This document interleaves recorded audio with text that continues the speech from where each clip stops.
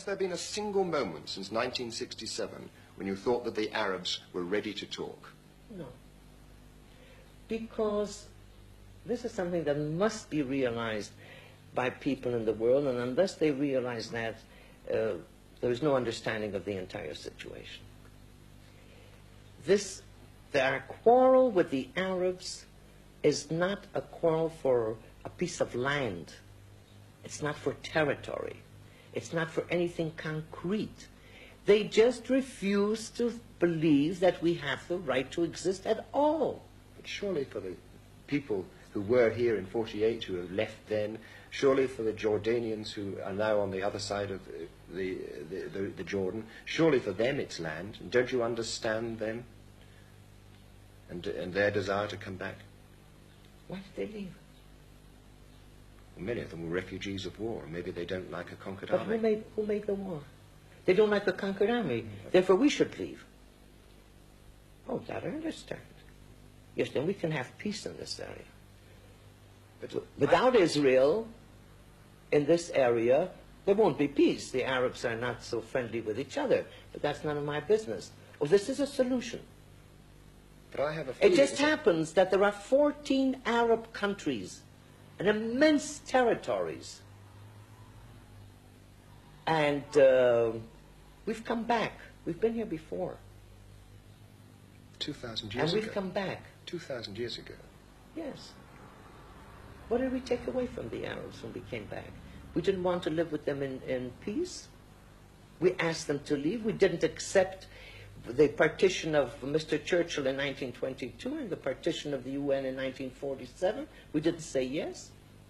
What difference is there between Arabs who were on this side of the Jordan and the other side of the Jordan? Arabs in the East Bank and the west of the border of the West Bank. I mean, when were Palestinians born? What was all this area before the First World War?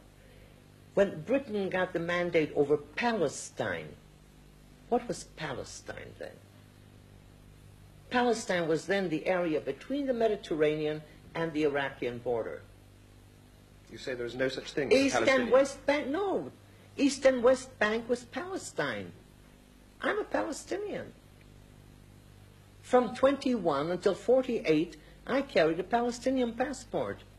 There was no such thing in this area as Jews and Arabs and Palestinians.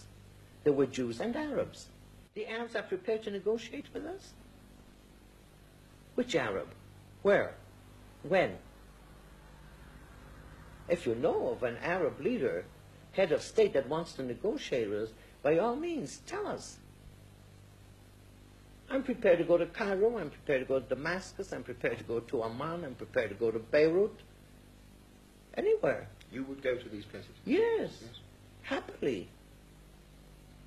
To negotiate peace, of course. We value life, not only our own. Just we value life. And this is our strength. Maybe one can say this is our weakness because the Arab leaders are not so sensitive to the very question of life, of having people alive instead of dead. Otherwise there would be no wars. Do you ever doubt the correctness of your policy? No, sir.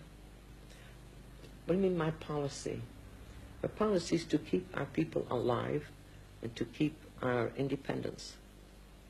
How can anybody doubt the right that we have that is similar to the right of 125 peoples in the world? But if you were brought up in America, what possible right have you to live in a land that was once Arab, whether he neglected it and left it a stony desert or not?